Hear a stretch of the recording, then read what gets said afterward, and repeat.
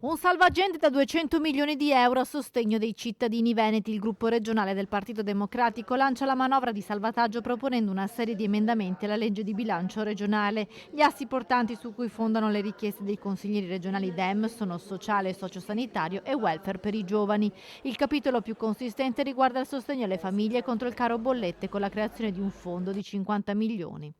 Rischiamo di avere almeno un 10% dei cittadini del Veneto che passeranno l'inverno al freddo perché non hanno i soldi per riscaldare casa. È una questione di qualità della vita, ma anche una questione sociale, sanitaria, e pertanto se in questo bilancio abbiamo trovato 85 milioni per una pista da bob per le Olimpiadi di Cortina, abbiamo trovato 55 milioni per coprire il buco della superstrada pedemontana veneta, tanto a maggior ragione dobbiamo trovare invece i soldi per aiutare i veneti in difficoltà. Sul fronte della sanità, la proposta per fronteggiare la carenza di medici di famiglia è di 10 milioni per l'integrazione dell'indennità annua di collaboratore di studio. Per evitare che succeda serve aiutare i medici di base dando loro personale amministrativo che si occupi della parte burocratica, che faccia fare ai medici i medici, in modo tale che la parte burocratica sia fatta invece da personale di segreteria. Per far questo chiediamo alla Giunta di mettere 10 milioni di euro indirizzati solo qui, nel fatto di assumere personale amministrativo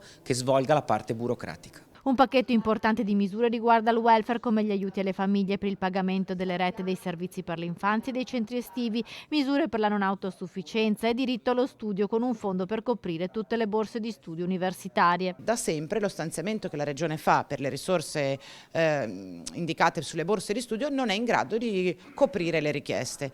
Facciamo un emendamento in cui chiediamo alla Regione del Veneto sostanzialmente di mettersi al pari di tutte le altre regioni con poli universitari prestigiosi e chiediamo di mettere appunto le risorse che servono per essere in grado di erogare agli studenti idonei e beneficiari ciò che è un loro diritto. E infine il trasporto pubblico locale. Chiediamo 15 milioni per far sì che gli studenti under 14 abbiano la gratuiticità nell'utilizzo dei mezzi di trasporto e studenti e lavoratori under 19 abbiano anche loro, in base all'ISEE che non superi i 30.000 euro l'anno, il trasporto pubblico a titolo gratuito.